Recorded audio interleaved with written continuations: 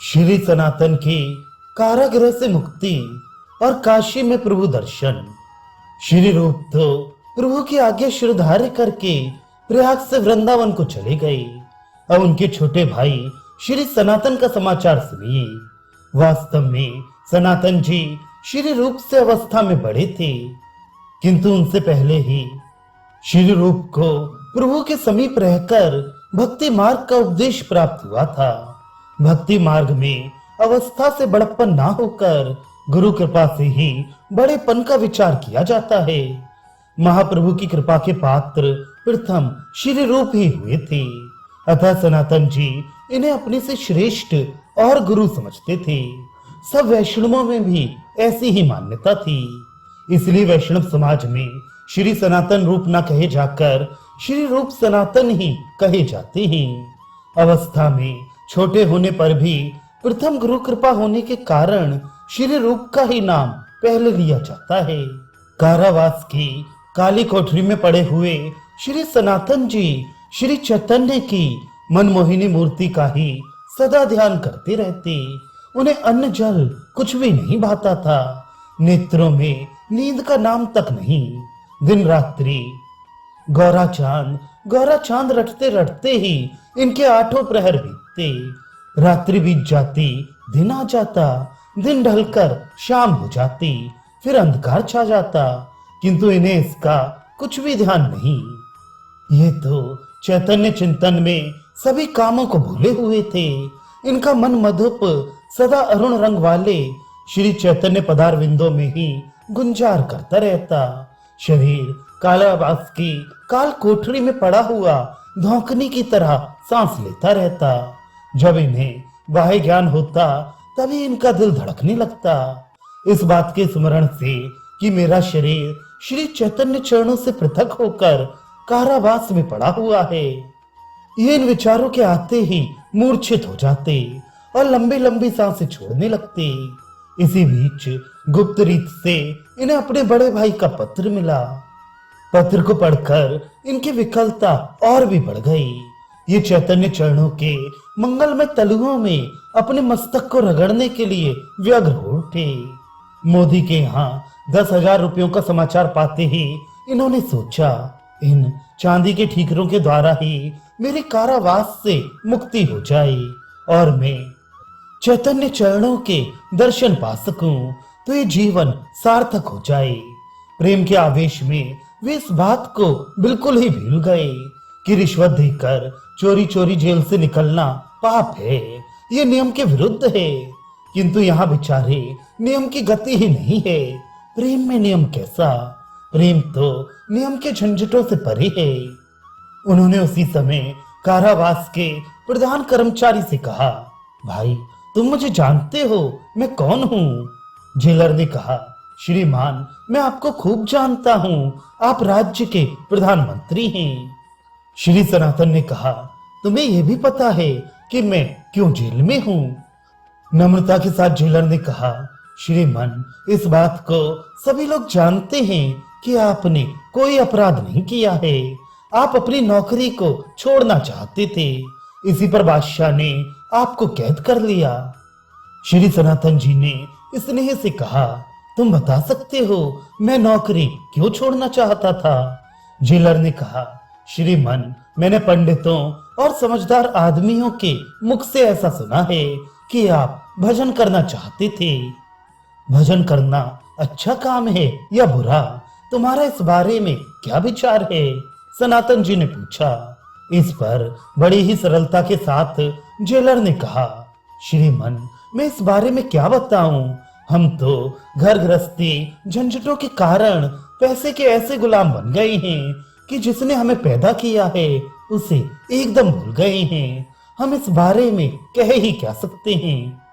आप भाग्यवान हैं जो आप सब कुछ छोड़ छाड़ कर ईश्वर का भजन करना चाहते हैं। इससे बढ़कर दूसरा कोई काम और हो ही क्या सकता है? अच्छा तुम ये बताओ, जो लोग भजन करना चाहते हैं उनकी सहायता करना पाप है या पुण्य? सनातन जी ने धीरे से पूछा। जेलर ने कहा, ऐसे आदमियों की जितनी भी जिससे बन सके मदद करनी चाहिए। इससे बढ़कर पुण्य का काम दूसरा है ही नहीं। तब तुम मुझे इस जेल खाने से निकालने में सहायता दो। सनातन जी ने चारों ओर देखकर जेलर के कान में कहा। कुछ डरता हुआ और चारों ओर देखता हुआ कंपित स्वर में धीरे धीरे जेलर कहने लगा, श्रीमान, ये मेरी शक्ति के बाहर की बात है। बादशाह इस बात को सुनते ही मुझे जिंदा ही गड़वा कर कत्ल करा देगा। सनातन जी ने धीरे से कहा, भाई, मैंने मंत्री पने में तुम्हारे साथ बड़े बड़े उपकार किए हैं, तुम इतना भी नहीं कर सकते। मेरे 10,000 रुपए अमुक मोदी के यहाँ रखे हैं, आज ही पत्र लिखकर मैं उन्हें मंगाकर तुम्हें दे दूंगा। तुम बाल बच्चेदार आदमी हो, उनसे तुम्हारा काम चलेगा। 10,000 रुपयों का नाम सुनते ही पैसों को ही सर्वस्व समझने वाला वे 30 रुपए महीने का जेलर कर्तव्य विमूढ़ हो गया। उसने 10,000 रुपए अपने जीवन में कभी देखे भी नहीं थे। आज थोड़ा सा साहस करने में ही इकट्ठे 10,000 रुपए मिल जाएंगे। इसी को सोचकर और हर्ष के भावों को दबाते हुए विवशता के स्वर में कहने लगा, श्रीमान, रुपयों की क्या बात है, मैं तो पहले भी आपका गुलाम था, अब भी गुलाम हूँ, मगर बादशाह पूछेंगे तो मैं क्या जवाब दूंगा। सनातन जी समझ गए कि मेरा मंत्र काम कर गया। उन्होंने दृढ़ता के स्वर में कहा, हम कोई चोर डाकुओं की तरह बंदी है ही नहीं। राजा भी जानता है कि हमारे साथ राजबंदी का सा व्यवहार होता है। कह देना वे गंगा स्नान करने गए थे, वहीं गंगा जी में बह गए, फिर बहुत ढूंढवाने पर भी उनका पता नहीं चला। मैं आज ही गौड़ देश को छोड़ दूंगा और फिर इधर आऊंगा ही नहीं, तब बादशाह को कैसे पता चल जाएगा। ये उक्ति जेलर के मन में बैठ गई। बैठ क्या गई, 10,000 रुपयों के लोभ से घबराई हुई बुद्धि के बहलाव का उसे एक अकाट्य बहाना मिल गया। वह सनातन जी की बात से सहमत हो गया और मोदी के यहाँ से रुपए मंगा लिए गए। छिपकर भागने का सभी प्रबंध ठीक कर दिया गया। अंधकार से परिपूर्ण घोर रात्रि थी, सभी लोग सो रहे थे। जेल के पहरेदार कभी कभी भराई हुई आवाज से बीच बीच में ताला, जंगला, लालटेन सब ठीक है साहब कह कहकर बेमन से चिल्ला देते थे और फिर दीवार के सहारे लुढ़क जाती थी। सभी पर निंद्रा देवी का प्रभाव व्याप्त था, किंतु दो ही जाग रहे थे। एक तो प्रभु दर्शनों के लालची श्री सनातन और दूसरे 10,000 रुपयों की गर्मी से फूले हुए गौड़ देश के जेल दरोगा। एक को प्रभु की चिंता थी, दूसरे को पैसे का हर्ष था। अत्यंत चिंता में और अत्यंत हर्ष में नींद नहीं आती। धीरे से सनातन जी के कोठरी के किवाड़ खुले। एक विश्वासी पहरेदार के साथ जेलर ने उनकी कोठरी में प्रवेश किया। दबी हुई आवाज से उसने कहा, सब प्रबंध ठीक हो गया है श्रीमान, अब आपके चलने की ही देर है। जेलर की बात सुनकर धीरे से सनातन जी ने कहा, मैं भी बिल्कुल तैयार हूँ। ये कहकर पास में पड़े हुए अपने एक ईशान नामक विश्वासी सेवक को उन्होंने जगाया। आंखें मलता हुआ ईशान जल्दी से उठ पड़ा और उनके संकेत से अपनी गुदड़ी को उठाकर उनके पीछे पीछे चलने लगा। फांसी घर के छोटे से दरवाजे से होकर सभी लोग गंगा तट पर आए। यहाँ पहले से ही नाव तैयार खड़ी थी। सब लोग चुपचाप उसमें बैठ गए। नाव चल पड़ी। सनातन जी ने अंतिम बार गौड़ की राजधानी को प्रणाम किया और थोड़ी ही देर में वे गंगा जी के उस पार पहुंच गए। पार पहुंचकर सनातन जी ने जेल दरोगा की ओर कृतज्ञता की दृष्टि से एक बार देखा। डरते डरते जेलर ने उन्हें प्रणाम किया। नाव में बैठकर जेलर लौट गया और सनातन जी राजपथ को छोड़कर वृक्ष लताओं से घिरे हुए झारखंड के रास्ते से आगे बढ़ने लगे। वे गौर दर्शनों के लिए इतने उत्सुक हो रहे थे कि पैर में गड़ने वाले कुछ कंटक तथा कंकड़ पत्थरों का उन्हें ध्यान ही नहीं था। वे गौर गौर कहकर रुदन करते हुए रात्रि के घोर अंधकार में पश्चिम की ओर बढ़ रहे थे। इसी प्रकार जंगल और वनों में होते हुए वे पात्रा नामक पहाड़ के समीप पहुंचे। स्वामी भक्त ईशान नामक सेवक उनके ऐसी विपत्ति की अवस्था में भी बराबर उनके साथ चल रहा था। पातड़ा पहाड़ के समीप एक डाकुओं का सरदार रहता था। उसके पास एक ज्योतिषी था। वह ज्योतिषी गणित करके बता देता था कि अमुक पथिक के पास कितना द्रव्य है। वह डाकू अपने साथियों के सहित पथिकों से धन लूट लेता और उन्हें मार डालता था। स्वामी भक्त ईशान ने भी मार्ग व्यय के निमित्त 8 मोहरें अपने वस्त्रों में छिपा रखी थी। ज्योतिषी ने उन डाकुओं के दलपति को बता दिया कि इस आदमी के नौकर के पास 8 मोहरें हैं। मोहरों का नाम सुनते ही सरदार ने इनकी खूब आप भगत की और इनके भोजन आदि का बहुत ही अच्छा प्रबंध कर दिया। आज 2 दिनों के पश्चात भोजन पाकर श्री सनातन सुखपूर्वक लेटे। उन्होंने सरदार से कहा, कृपा करके हमें पहाड़ के परली पार पहुंचा दीजिए। सरदार ने उल्लास के सहित कहा, हाँ हाँ अवश्य, जैसा आप कहेंगे वैसा ही प्रबंध कर दिया जाएगा। बुद्धिमान राजमंत्री सनातन जी ने सोचा, डाकू होकर ये हमारा इतना अधिक सम्मान क्यों कर रहा है? ये इतना विनम्र क्यों बना है? अवश्य इसके अंदर कोई गुप्त रहस्य है। सोचते सोचते उनकी दृष्टि ईशान पर गई। उन्होंने पूछा, क्यों रे, तेरे पास कुछ द्रव्य तो नहीं है? ठीक ठीक बता दे, तेने कुछ छिपा तो नहीं रखा है? गिड़गिड़ाकर नौकर ने कहा, श्रीमन, मेरे पास 7 मोहरे हैं। उसे डांटते हुए सनातन जी ने कहा, धत तेरे बदमाश की, तेरा लोभ अब भी बना रहा। अभी जाकर इन सबको डाकुओं के सरदार को दिया। अपने स्वामी की आज्ञा से ईशान सरदार के पास गया और 7 मोहर रखकर कहने लगा, मेरे स्वामी ने ये मोहरें आपके पास भेजी हैं।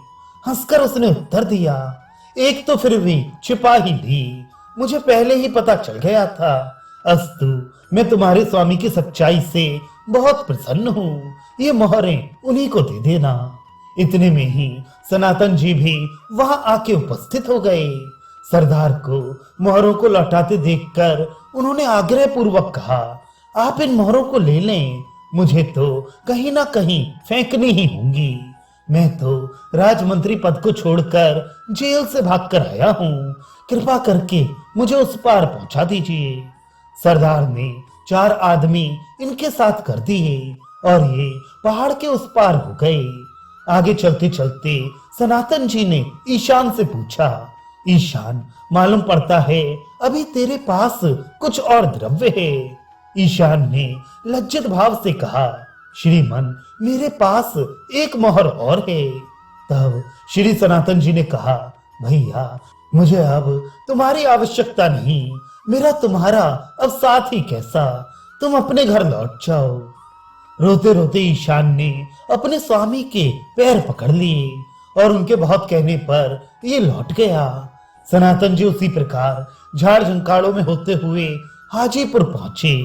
हाजीपुर में इनके बहनोई श्री कांत जी किसी राजकाज से ठहरे हुए थे। उनसे अकस्मात इनकी भेंट हो गई। श्रीकांत इन्हें दरवेश के वेश में देखकर बड़े ही विस्मित हुए और कुछ काल वहां ठहरने का आग्रह किया, किंतु इन्होंने वहां रहना स्वीकार नहीं किया। तब श्रीकांत इनसे मार्ग वे ले जाने के लिए बहुत आग्रह करने लगे, किंतु इन्होंने कुछ भी साथ लेना स्वीकार नहीं किया। बहुत कहने पर एक भूटानी कंबल इन्होंने ले लिया। इनका वेश मुसलमान फकीरों का सा था। भिक्षा मांगते हुए और गौर नाम का जप करते हुए ये श्री काशी जी में पहुंचे। वहां इन्हें पता चला कि महाप्रभु चंद्रशेखर के घर पर ठहरे हुए हैं। इस समाचार को सुनते ही ये परम उल्लास के सहित चंद्रशेखर जी के घर के पास पहुंचे और बाहर बैठकर प्रभु दर्शनों की प्रतीक्षा करने लगे।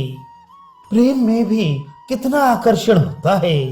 घर के भीतर बैठे हुए महाप्रभु ने सनातन जी का आगमन जान लिया और पास में बैठे हुए चंद्रशेखर से उन्होंने कहा, चंद्रशेखर, बाहर एक वैष्णव साधु बैठे हैं, उन्हें बुला लाओ।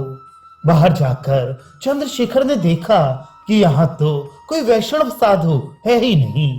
भीतर लौटकर उन्होंने प्रभु से कहा, प्रभु वहां तो कोई वैष्णव साधु है नहीं। प्रभु ने हंसकर कहा, हाँ है, जरूर है, तुम अच्छी तरह से खोजो। चंद्रशेखर फिर गए, किंतु वहां एक मुसलमान दरवेश के सिवा कोई वैष्णव साधु उनके देखने में नहीं आया।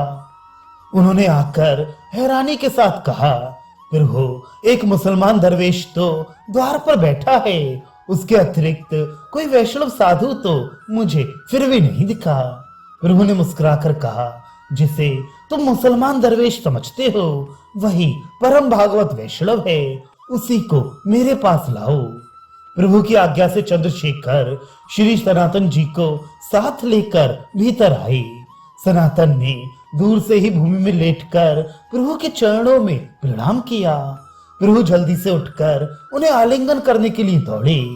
प्रभु को देखते ही वे सर्प को देखकर डरते हुए की भांति पीछे हटते हुए दीनता के साथ प्रभु से कहने लगे, प्रभु मुझको स्पर्श ना कीजिए, नाथ मैं आपके स्पर्श के योग्य नहीं हूँ। भक्तवत्सल गौरांग कब सुनने वाले थे, वे जोरों से सनातन जी को आलिंगन करते हुए कहने लगे, आज मैं पावन बन गया, जो सनातन जी की देह से स्पर्श हो गया। सनातन जी के अंग स्पर्श से पापियों को भी श्री कृष्ण प्रेम की प्राप्ति हो सकती है। सनातन जी प्रभु के कृपा भार से दब से गए। प्रभु ने उन्हें अपने पास ही आसन दिया और फिर उनके कारावास का सब वृतांत पूछा।